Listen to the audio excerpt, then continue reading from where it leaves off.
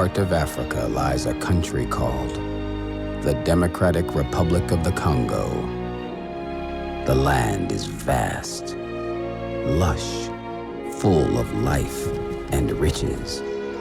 Ivory, rubber, timber, copper, gold, uranium, coffee, diamonds, coltan, natural resources which have inspired a most unnatural history of greed and violence. The Congo should have been the pride of Africa. Over 3 times the size of Texas, with a river capable of producing enough power to light up the entire African continent.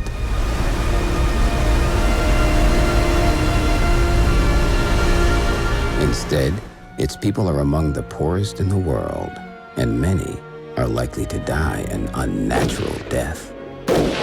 They have been the victims of more than 100 years of greed, plunder, and terror. The legacy of a man who had never even gone upriver. King Leopold II of Belgium.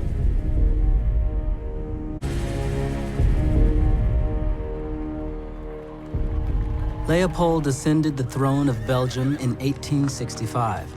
He inherited a country not much bigger than New Hampshire, wedged between the old world power of France and the rising might of a new and unified Germany. While across the English Channel, Leopold's cousin, Queen Victoria, a constitutional monarch like himself, reigned over Great Britain, the most powerful empire of the period. In the middle of the 19th century, King Leopold was beleaguered by a Europe that was confidently entering the modern age. A time of intense industrial growth and personal enrichment, for one in the appropriate position. King Leopold felt anxious when monarchs and profiteers had cut their deals for colonies and fortunes. What was left for Leopold to cut? Alors, il a une première obsession, c'est donner à la Belgique une colonie. Leopold II has a primary obsession, which is to provide Belgium with a colony. He wants grandiose cities with large avenues, with London, Paris, and the other major capitals of Europe serving as a model. And it's obvious that a colony would provide the means to develop major cities. But it's interesting to dig deeper and to see at what price. By 1838, Great Britain had severed the long chains of slavery throughout her empire, and by 1870, most of the unclaimed territories around the world had been colonized by Leopold's European rivals. It seemed only Africa was up for grabs.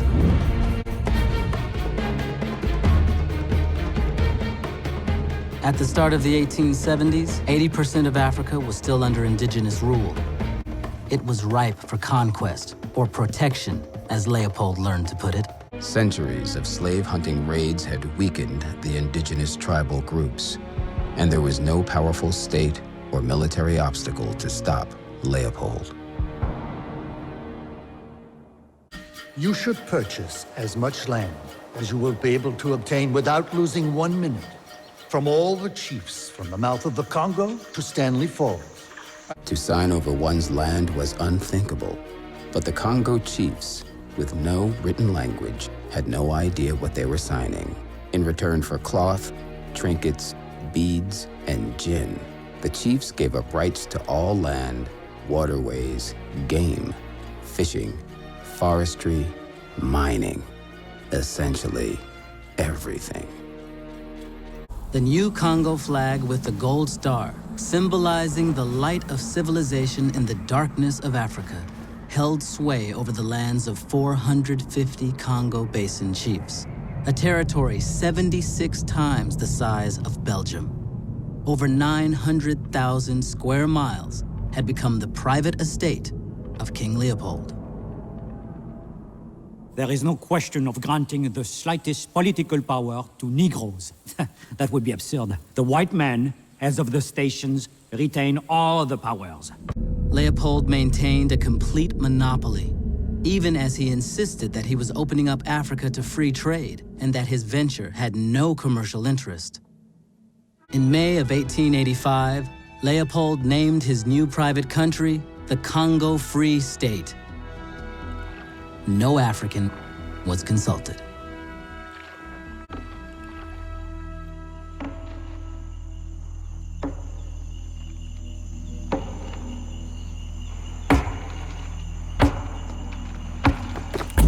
Everything in the Congo Free State was the property of the king.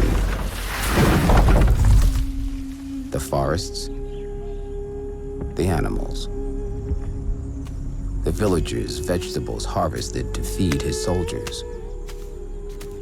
He held title to life.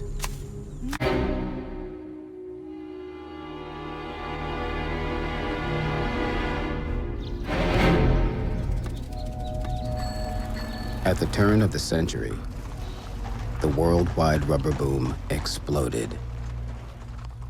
This is the time when electricity spreads throughout the Western world. So rubber is essential, not just for automobile tires, but for anything and everything that had to do with electric wires. And that explains why rubber prices were so high. Nowhere did the boom have a greater impact than in the Congo, where rubber vines snaked high into the rainforests that covered half of Leopold's colony. The king had gone into debt with his Congo investments, but the return on rubber would surpass all his expectations. Rubber was not the most valuable product. Ivory was much more valuable, but rubber was what mattered. Leopold financed his colony on the back of rubber.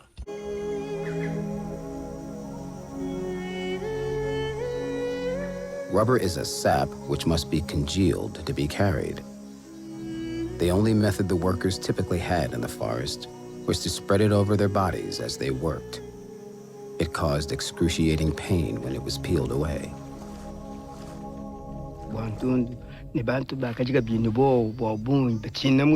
People were afraid of this work. Nobody would agree to take this work on his own. No, they were rather arresting them, chasing them up to their home, and they would tie their hands with chains and send them on the rubber job.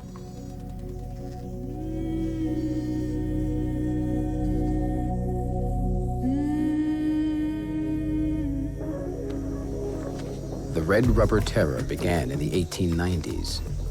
2 horrifying decades followed of murder and madness in return for profit. Villages were assigned exact rubber quotas. Forced to meet accelerating demands, tappers scattered widely through the jungle, often climbing trees 100 feet off the ground. They could make a small incision at the base of the vine to tap it, or whack through the vine entirely.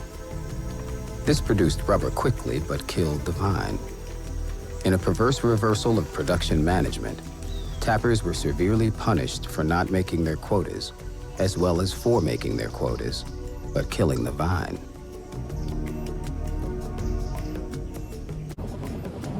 Harvesting wild rubber required virtually no investment except backbreaking labor. Their books listed 47,000 gatherers. In high rubber districts, villagers were forced to wear numbered metal tags so company agents could keep track of their quotas. At just one collection point, a missionary counted 400 people with baskets.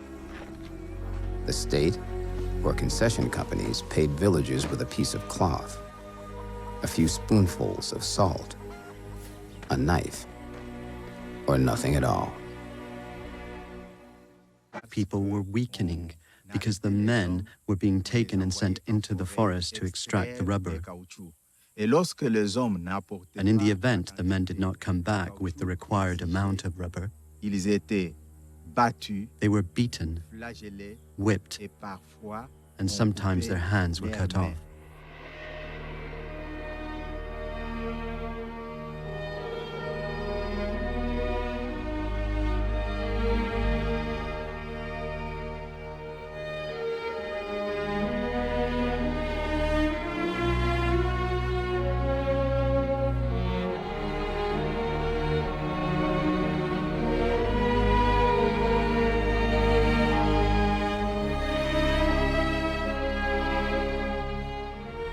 Hands were smoked to preserve them until they could be tallied.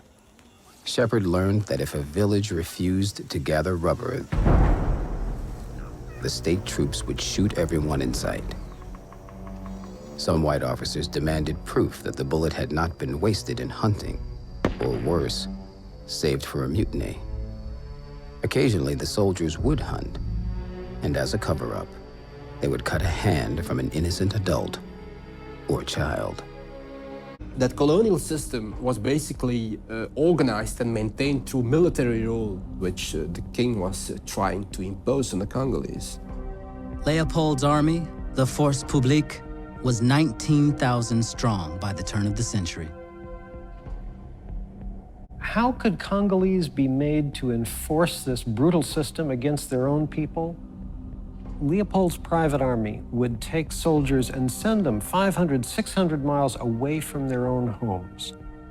Nonetheless, there were a lot of mutinies inside this private army, and there was a lot of local resistance to the army. To control the population and suppress such rebellions, Leopold would raise an army of orphans, devoid of loyalty to anything but the state. It was unusual in tightly knit African tribes for parentless children to be sent away, but many were orphaned because the Force Publique had killed their parents. These were the only state-funded schools for children in Leopold's Africa. Disease was rife, and the death rate high. When they were beating them, they received up to 20 lashes. They had no right to eat. They were not allowed to drink water. Many people died following this treatment. Their words when they were lashing people, they were explaining that they came to put an end to our suffering and that they brought us better civilization. That's what the Belgians were saying.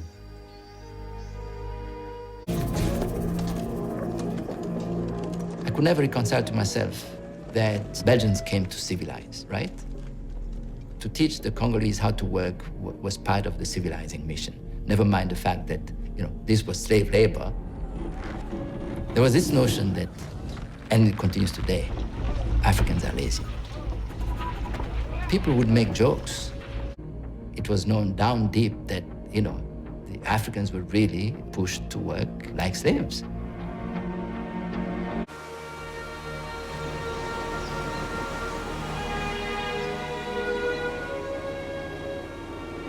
In 1887, I spent several months on the Upper Congo, and I traveled over some of the ground I'm now revisiting after an absence of 10 years.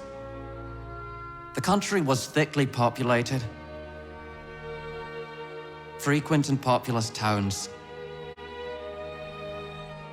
but many of the inhabitants have been killed by the government, men and women.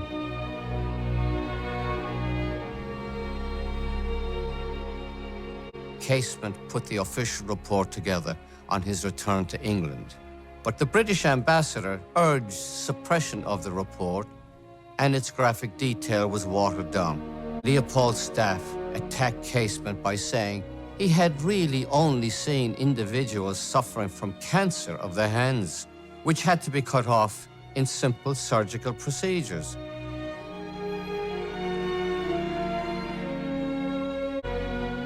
Of the persistent mutilation by government soldiers, there can be no shadow of a doubt. Should the system maintain forced labor on this scale, I believe the entire population will be extinct in 30 years. Infamous, infamous, shameful system.